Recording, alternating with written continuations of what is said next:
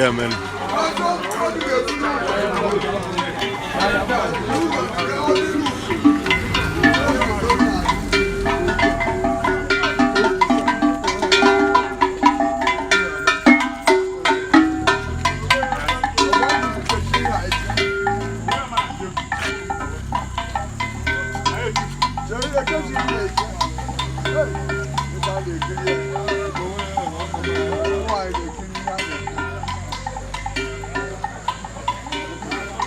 Ebe no beke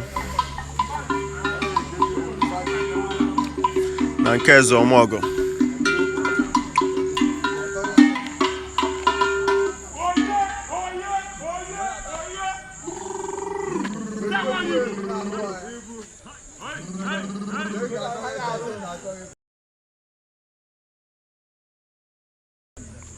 ha na-eme akwari na-eke so I got bago very soon I have for be is a mug behind and case of mug kind of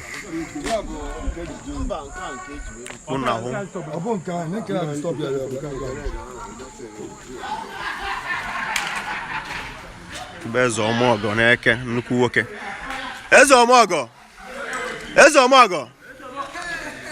bịa ka ikwu okwu biko were ohere a gwa anyị aha gị nnukwu chief bebo anyị nọ be ya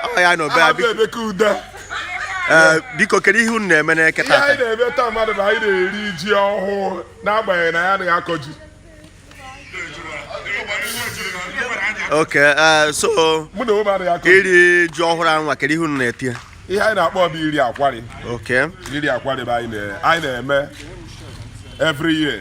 So kedu ebe onye ọbụla ga-afụwazi kịta? Nke anyị na-afụ kịta bụ ọgbọ ịnerekwa anya na asọmpi hụ ka nchi ọgwụ. Okay, nchi eji afụ n'ọgbọ ka anyị na-afụ n'obodo ama nkwọ ka anyị jee mara ebe onye. Yes, our managing director CEO of Peerless Water Factory nnukwu nwoke anyị na-ekene gị na-achị gị deme anyị ga-agbagowe n'ọgbọ kịta. Biko mekọrọ m ala ajụsịrị m ala interview ya bụ ya na YouTube.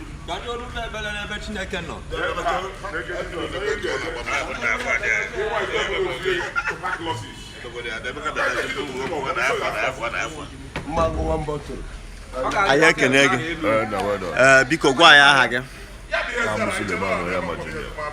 ị nwere ike ịgwa anyị ka ihe a na-emechi aga and uru ihe abara ndị eke? Ihe a bụ omenala nna anyị hapụrụ anyị na-eri ji ọfụ ụta so ha na-akpọ ya bụ akwari anyị na-eri akwari so a na-enwe ọgbọ each village. Anyị gbaba mmankwụ tata bụ ọgba mmankwụ echikọta wee ka ọ bụrụ ọgba ọma a ga-ejekwa ọgba ogbu ije ọgba Enugu eke and like that and other villages.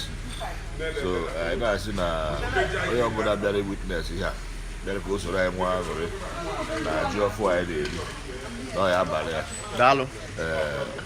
Ekpere m n'isi onye ọbụla bụ na ọkpụ ị ga-eji ya na aka ka eji wee bịa mma. Anyị ekene gị dewo ya bara gị kwa youth leader Amankwọ Eke Autonomous Community. Daalụ. Daalụ banye na kịta bụ na nke ọmọgọ. Yes. Tọkentịlị Emeka Ude. Daalụ. Ha bịa karịa n'eji so ka anyị jezi ọgbọ anyị ekene gị ndewo ka ị na-esonyere anyị ị na-ene Henry Samuel watching from Nnewi. Daalụ ya bara gị ọ nọ nke eze ọmọgọ bụ ihe anyị nọ anyị na-afụ kịta ka anyị jee na akwari eke ọya bụ ihe a na-eme so very soon anyị mechaa ebe anyị gbadakwa Mokwe station anyị na-asị gị daalụ maka isonyere anyị ndewo.